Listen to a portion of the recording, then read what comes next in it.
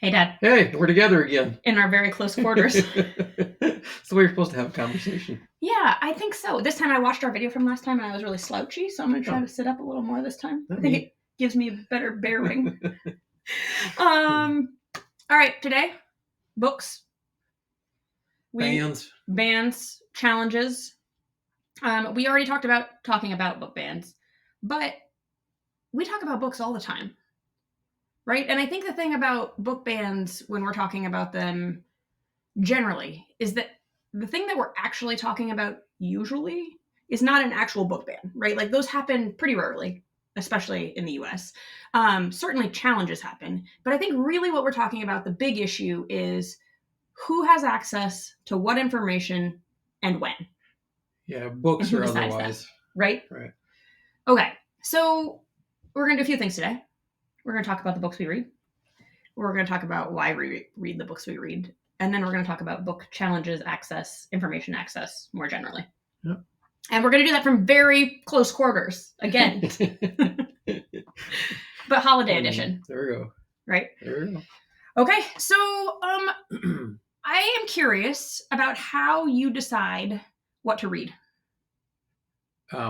Well, some of it just goes something I saw someplace, something that I like what places? I mean, in conversation with people or watching a program and somebody says, here's something worth reading, or a family member says something, it's just, mine would be, one, my reading list is pretty varied, and two, I read there's times where I read a lot, there's times where I don't read much too. It just goes, in the summer I don't read very much, in the winter I read more seasonally.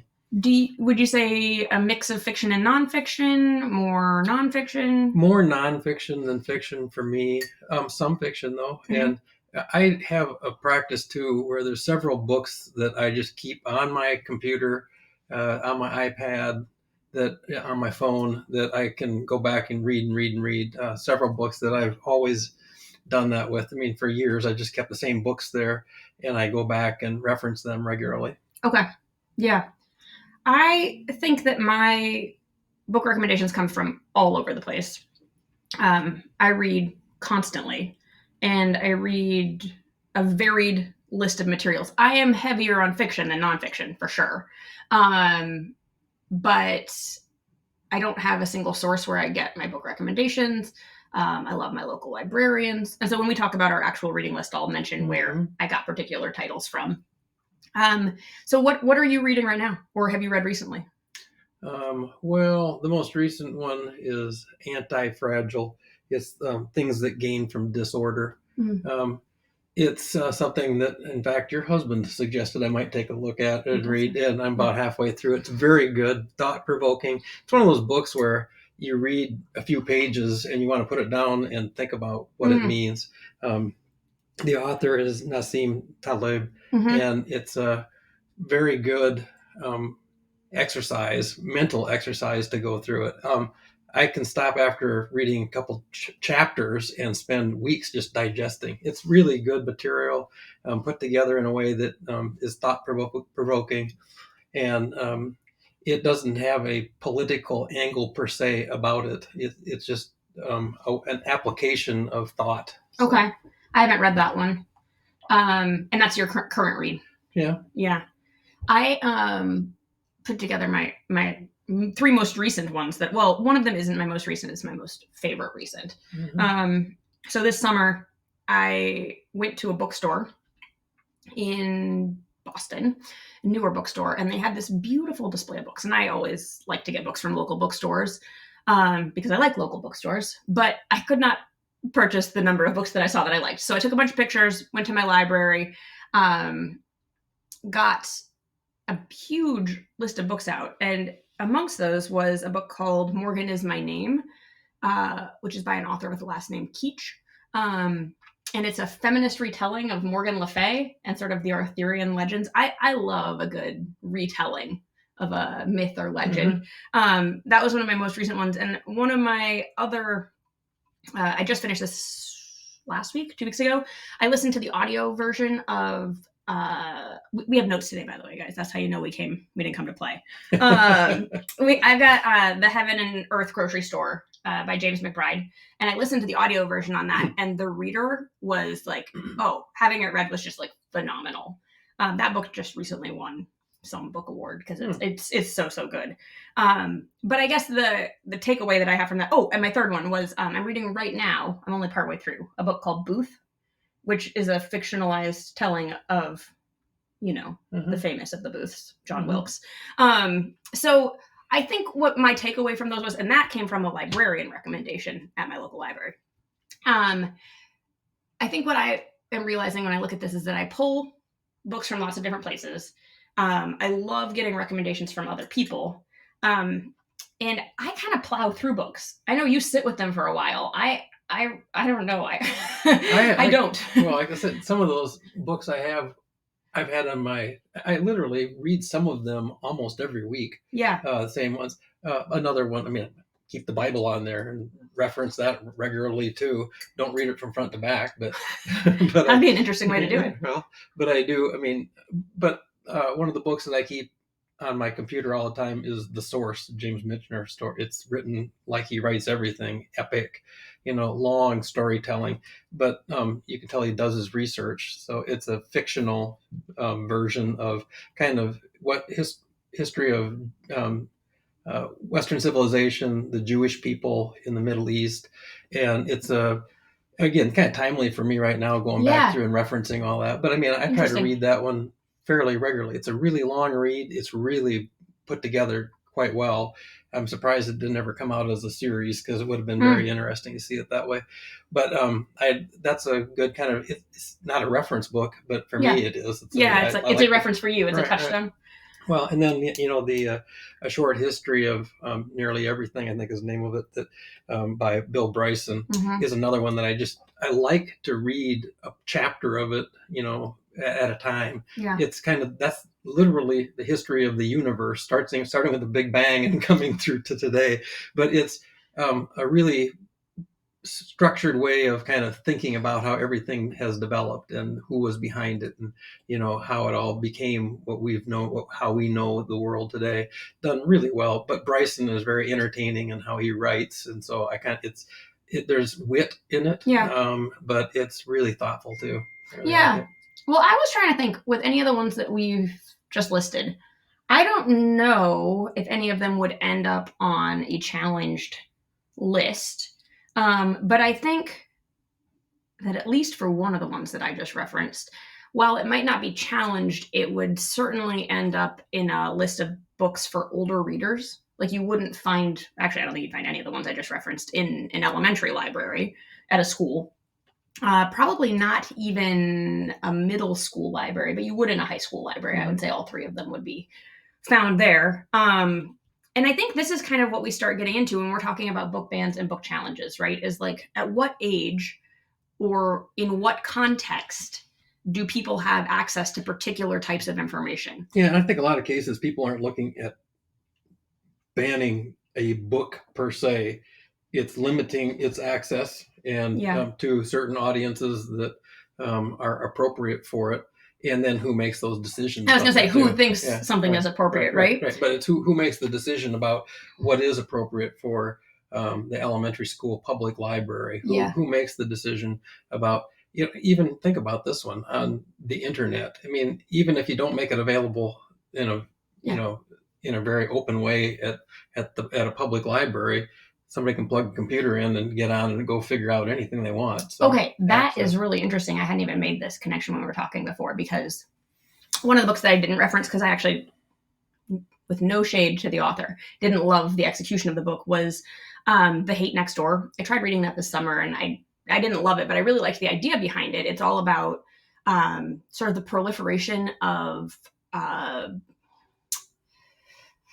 like neo-Nazi, white supremacist gangs in America, and what that looks like. And one of the big things that they keep referencing in this book is the prevalence of information regarding white supremacy that's available to young men on the internet, and how that, for people in a particularly vulnerable space, can really influence the trajectory of a life. Mm-hmm. So it's really interesting when you're talking about that because, I think, again, it's really easy to sit here and say, like, I want all information available to everyone, and then people need to make responsible choices about when they access it, or their guardians need to make responsible choices about when they access it.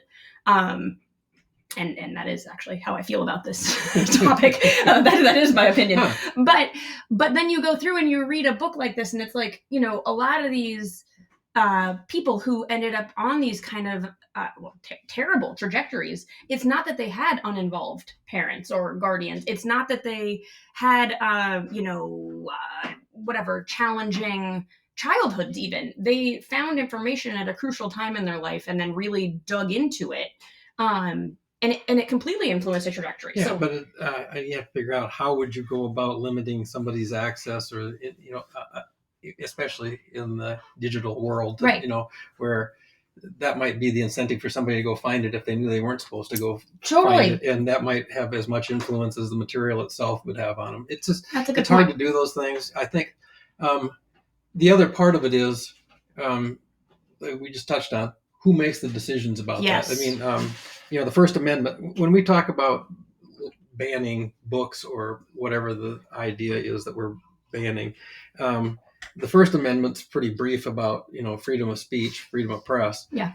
But we all know that there have to be some kind of limitations to that. That's been understood since the beginning of the country too. Yes. So what it really is where do you draw the line in the sand? I mean, where does it need to be drawn, and who draws that line? And I think the idea of why we have it in our Bill of Rights is it was essentially the founders saying the government, the federal government in this case, shouldn't be in the position of limiting speech or press. That's not their job to do that. And you have a right to free speech and free press. Now, again, everybody understood at that time as well as today that's not unlimited. Right. And I think this is the piece that's really interesting because you're talking about this from a governmental level. But for example, a big thing in the news right now is, big thing that I'm following in the news right now is all of the curriculum changes that have been made in Florida because of the legislation down there related to curriculum and what teachers can and cannot teach. And I think that's one of the pieces where, we're not talking about a book ban, but we are talking about massive levels of access control, right? And then who is determining what is and isn't acceptable under particular laws and keeping schools. In mind that that's not a new thing. I mean, somebody's had to make those kinds of decisions all along. Sure. What happens is when somebody makes a decision that people don't agree with, or when a new matter comes before everybody for consideration, that you have these kinds of thoughts. But somebody's been making those kinds of decisions forever about whether it's school boards or whoever is making the decisions at the local level in schools. Which I think is a huge piece here, right? Because a lot of times what ends up happening with these types of changes is they take people by surprise. Like they didn't even know this was something that was happening until suddenly the material they want taught isn't being taught, or something that they don't want taught is being taught. And I think really what it says to me is like, get involved. You should know what is going on in your school district. You should be involved in that when you can be. And a lot of that information is available to you. It's just a matter of seeking it out. It might be harder to find in some places. I think these discussions are an invitation for participation. Right. I mean, that's what you need to have. I mean, people should be engaged on this and helping make those kinds of decisions. Across the board. All the time. Not just when it's something that you like or don't like or agree or disagree with. You should be there making those decisions along the way so that when something new, like you were saying, comes along, something that maybe there is a challenge to or questions around, that it doesn't take people by surprise, that there is already a group of people thoughtfully going through at a meaningful level. Well, we kind of did some research on this a month or two ago. We were looking at this. And I think the thing you find out is people have various reasons for advocating for bans or limiting access. And they may not be entirely consistent. And I would put myself in that same camp. Under certain circumstances, some people would say, well, the First Amendment says, this, so we don't limit that. That's my First Amendment constitutional, right to have this. But under another circumstance, they might say, well, wait, national security trumps, Sure. that. I mean, we're not Sure. going to tell people how to create atom bombs or Yeah. nuclear weapons or whatever. So, for general consumption. Yep. And so they would look at it and say, well, national security is the trump card in this case, or whatever the case might be. Again, it's kind of it's hard to say trump card in a political conversation now without meaning something different. But I get what you're saying. Yes, keep going. But trying to put, again, it's not like everybody's entirely consistent. And every time I hear this case, I'm going to argue for the First Amendment. Or Right. every time I hear this, I'm going to argue some other aspect of it. It seems like it changes with the topic. So for people, yes, absolutely. So that's one of the reasons we thought this was a good topic for discussion here. Yeah. Is because it's one where those arguments that we like to rely on quite often may or may not hold true in all cases. And if it doesn't, it's good to be thoughtful about that. I'm laughing because I was just recently at a meeting for a school, and there was a parent who brought up a particular book series that she does not like. And not because there's anything dangerous, or it's just she doesn't like it because it's kind of gross and it's not very well written. And she was like, I don't want this in my kid's classroom. And it was so funny because a bunch of other parents were like, oh my God, there's so many of those at my house. But then we had this really interesting conversation where it was like, yeah, I get why you might have that at your house. And I also saw why this parent might not want it in her kid's classroom. Yeah. And it doesn't mean that we should suddenly remove it because this one parent doesn't like it being in the classroom. But it is an interesting conversation about, like, when is that book available? Why is that in a particular teacher's classroom? Has she talked to the teacher about why it's there? And the answer to all of that was like, no, she was just kind of talking about it generally. But I think that's the piece too. We recently did a book fair, right, for my school. And it was so interesting to me because there's been all of this news about Scholastic. Scholastic does all the book fairs. If you're my age, roughly, you remember these from your school growing up. My school that I did the book fair at does not use Scholastic. They use a local bookstore, which I love. But Scholastic recently put a chunk of their books into a specialized sort of like diverse titles section that schools could opt in or opt out of. Already, schools had the option to opt in and opt out of particular books, but specifically related to places like Florida, they put a whole sector of books into this big chunk that people could remove or add in to avoid contention, or in what Scholastic was saying, they were worried teachers were going to get fired. And people just were in, uproar.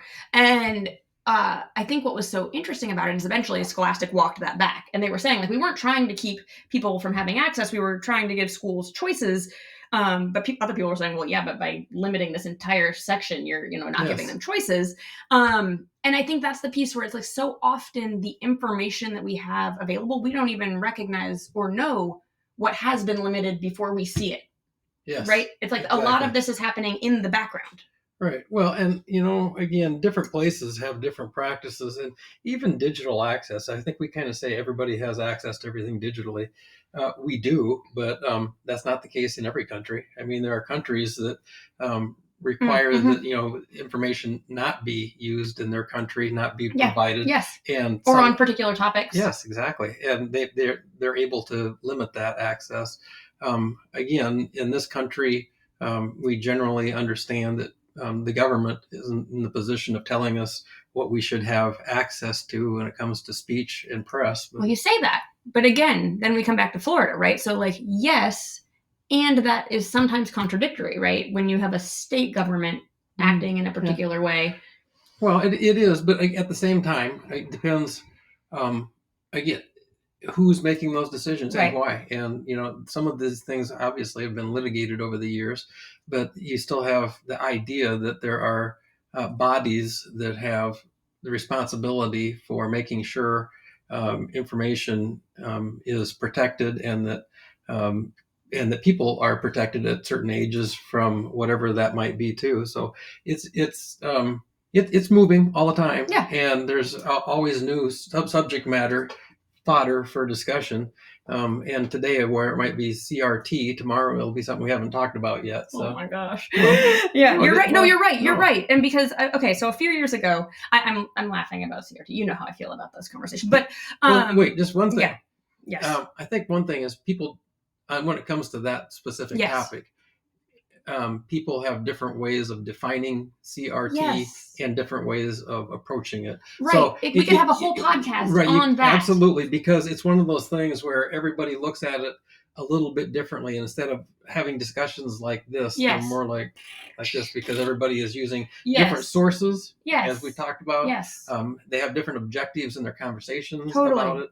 So that's but that's an area and they're looking for different outcomes. Right, exactly. Yeah. But that's again, who makes those decisions and how are those decisions made? Very important, and it's important to be a part of that. I agree, and I think again, this is like going back to being involved. Like, where do you go in your community to be involved in the decision-making process? So, a few years ago, I went to a really interesting webinar called "Decolonizing the Canon."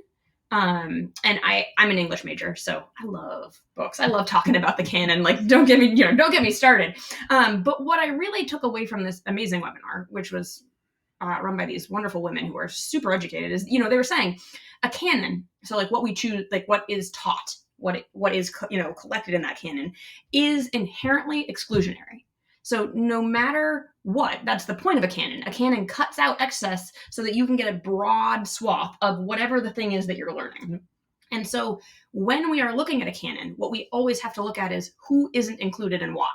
Because that is always going to be true. Somebody and something is not included because we put other things in. There's not room for everything. That's why it's a canon. And I really loved that way of thinking about it because it goes back to the fact that like this type of information access, what you're reading, when you're reading it, who's deciding what you're reading, has been happening for years and years and years. And a lot of people don't even know that they could question that. So when you're taking something like an AP Lit course in high school, that canon has been defined by the AP test. So can it change? Yes. Should it change? Probably. It's like, but when and who gets to decide that? And why are they deciding particular people are in and particular people are out? And how do we determine when changes need to be made? Who the people are at the table. Yeah. But again, in a lot of those cases, that's already established who the body is, who makes those decisions. And it isn't done, these things aren't done usually without thought and a lot of input in the first place. Doesn't mean you're going to agree with it when it gets done. Or doesn't mean you should, you should understand what went into those decisions in the first place. Because again, when you approach it from your own mindset, you have to realize that generally when you're coming to conclusions about those things, you're considering everybody, not just one mindset. Yeah, I will give an interesting piece of information because I think so often when we are looking at these kinds of challenges, right? Like, and I'll admit that I'm guilty of this, right? When I look at Florida, generally my feeling is one of like anger, disgust. I'm like, who are these people sort of making this broad decision who aren't involved in schools? They don't even know how this stuff gets taught, and they're making these decisions from far away, right? They're making these decisions based on an idea that they haven't actually seen in practice. And that kind of thing. Well, as far as you know. As far as I know. You're right. As far as I know. But an interesting piece of information that I came across because I was trying to do a little bit of research into what actually is changing in Florida right now. And I found out that last year, while all of these changes have been voted in that are sort of restricting particular types of curriculum, at the same time, they also are one of the few states in the U.S. that is now requiring information to be taught on Asian Pacific Islander history in America. And so that was a new addition to their curriculum that happened at the same time that they were restricting or paring back other content access that I didn't know. And I think sort of in the hustle of the sources that I have been following isn't information that was shared. So again, doesn't necessarily change my opinion about how things are going generally in Florida, but does show that there's more nuance to it than I think some particular sources are allowing for. Well, and again, I don't know who your sources are for your information, but again, a lot of times the sources are the ones responsible for packaging that and presenting it to especially people who think the way the sources. Yeah, so they're inclined towards that. I'm not saying you. Sure, you're not. but at the same time, there's a reason for that movement developing. And you say they don't have an interest in it. I think we kind of all have an interest in that. Myself. What do you mean? I don't say that. Well, you're saying people who don't have a vested interest in the children's education are the ones, are some making the cases. No, I think people not in the school building That's what I mean. are making the choices. That's what I I'm mean. not saying they don't have a vested interest. No, I know, but you're saying that they, and I think there are a lot of people who would say the outside part needs to be considered. That's part of too many decisions are being made without their consideration. Without the outside of the school. This is where we disagree. Well, okay, but school boards, for instance, are elected by people, Correct, by everybody. Yeah, so those aren't the school board is elected by the population. Agreed. Which again, I think for me, when it comes to this kind of information access, just keeps going back to this point of like being involved in your community. If you care, or if you think you might care about access to information broadly, we have to start by thinking about sort of youth access to information, and you have to be involved to know that kind of thing at your community level. Yeah, and you have to think of I think part of it too is you're trying to think longer term rather than short term on this stuff. Of course. Part of the beauty of this whole thing that we're discussing is the fact that the Constitution does have a provision in there that tries to keep the government out of our hair when it comes to what we say and what we print. And that's a good thing. And we mentioned that in some countries they limit access to things on the internet. That's the beauty of the United States. It comes with a price. There's things that go wrong with it, that it's not perfect by any means. But the idea that generally speaking, we have access to all kinds of information is a good thing, and is to everybody's, not to everybody's, to the general population's benefit, I would say. I agree with you on that. And I think it is one of the unique things about living where we live. I think the sort of caution to that is to think that because you disagree with a particular type of information, that it shouldn't be shared with other people, right? Because again, we talked about this last week. When you are on the side of the information that is being shared, then everyone's like, yeah, access. But suddenly when people are sharing information that you don't agree with, then people are like, no, hold it back.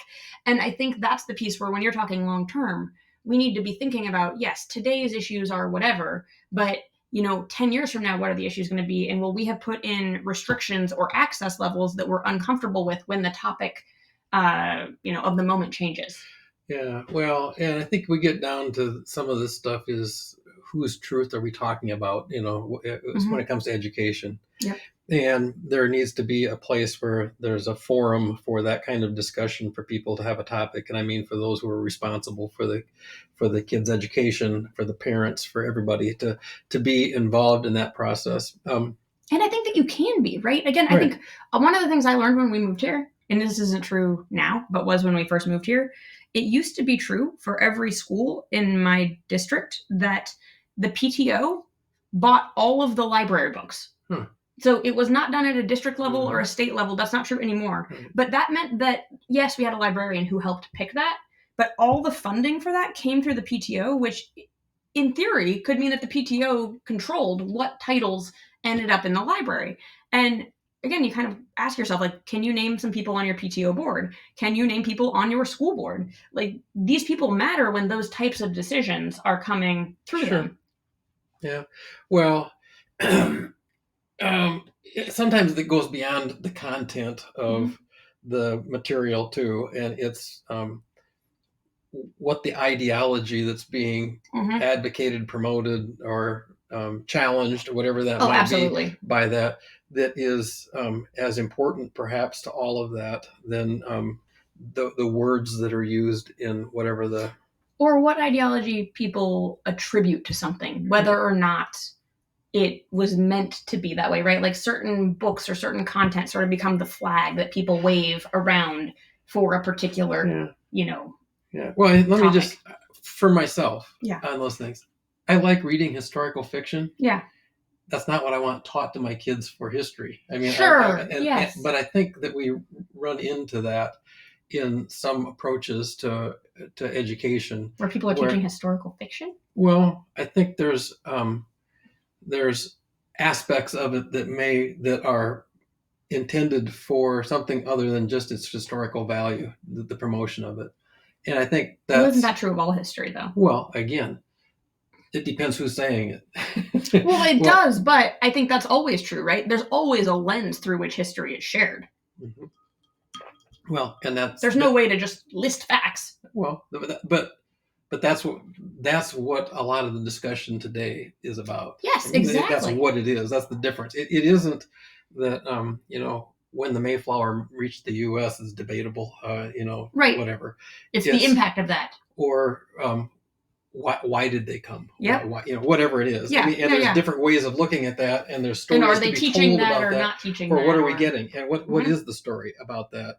And how is that pertinent today? What did that mean to me or to my, what does it mean to my kids or grandkids today? But that's what I mean. There's the philosophy behind it is a lot of what the problems might be when it comes to limiting or promoting access to whatever it is, especially in elementary schools, in my head. Yeah, I agree with you. And it's interesting, I think, because a lot of the challenges to content specifically come at the elementary level. And I think a lot of the challenges to the way something is taught come at the upper level, right? Like high school level. So it does feel to me like, especially at the elementary level, a lot of times people are thinking like, well, if this particular title isn't in the classroom, then they won't have that conversation. Mm-hmm. And then at the high school level, we know that the content is going to be broader. And so then where the challenge comes in is like, who is teaching it and how are they teaching it?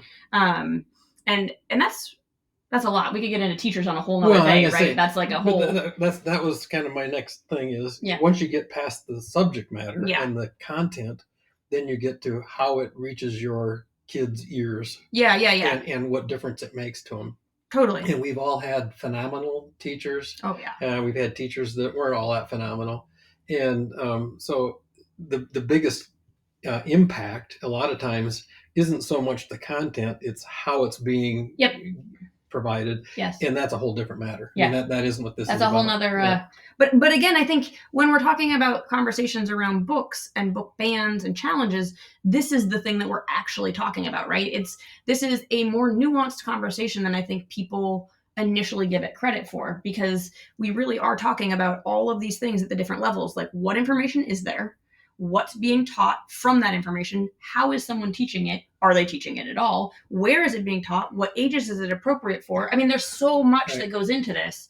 So again, you can have a really great conversation about it, and you can help to narrow and define it by that, by what specific piece you're interested in. We could do another one on this, by the way. Totally. Our next reading list will come up. We'll do this an annual one. Okay, we've reached the end. We actually went over our time. That's okay. I think it'll be fine. It's our last in-person. Can you edit this? No. I'll tell you what parts to take out. No, I can't. It'll take me too long. We got our first email from my aunt. Thank you, Chris. Thanks for listening. You can email us at ourhouseundivided@gmail.com or reach out to us on Instagram at House Divided. And we'd love to hear if you had any of those dinner table conversations, how they went. Were you able to act as moderator? And again, we like this conversation of books and information access because you can talk about so many things. Like just talking about a reading list tells you a lot about a person. And it can feel a little less, high stakes? Yep. Yeah. So anyways, we hope you all had nice dinner table conversations. If you didn't, we want those stories too. All right. We'll talk to you later. Love you. Love you too. Yep.